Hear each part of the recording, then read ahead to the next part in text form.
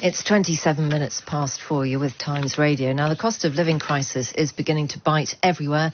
And in London, the Mayor, Sadiq Khan, has launched the first ever cost of living advice bus. Nearly a third of Londoners who say they're struggling financially are going into more debt, and a quarter are borrowing money from family or friends.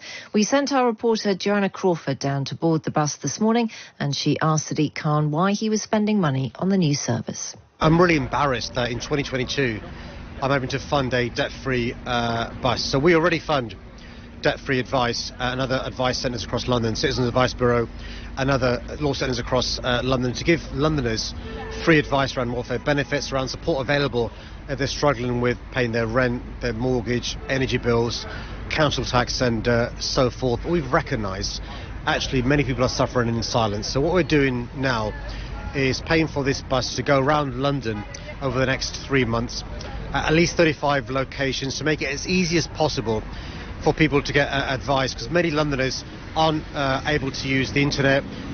They don't know about the advice available, and so the idea is to make it as easy as possible to avoid people getting into more arrears. So what would be your top tips for people this winter?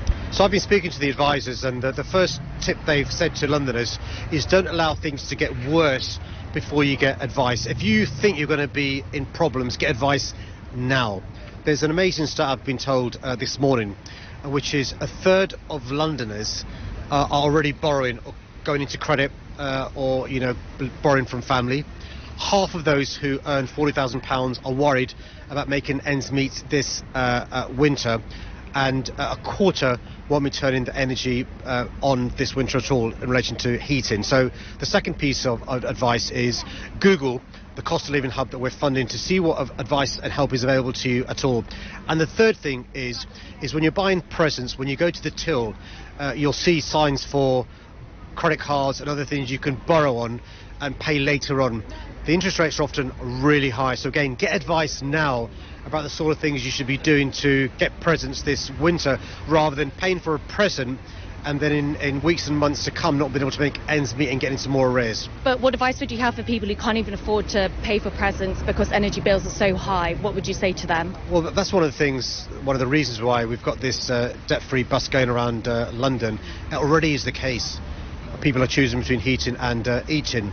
It's already the case that people who are renting from housing associations or councils on prepayment meters for their energy aren't even bothering putting more credit on their prepayment meter because they can't afford to do so.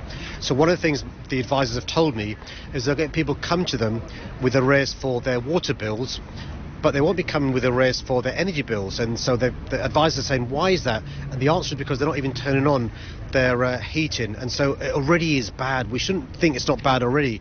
Inflation's at 11%, food inflation at 12%, rent's gone up by more than 16%. People are already struggling. So when you see somebody sleeping rough in London, that's a consequence of the cost of living crisis. That was Sadiq Khan at his cost of living, or outside his cost of living bus in London.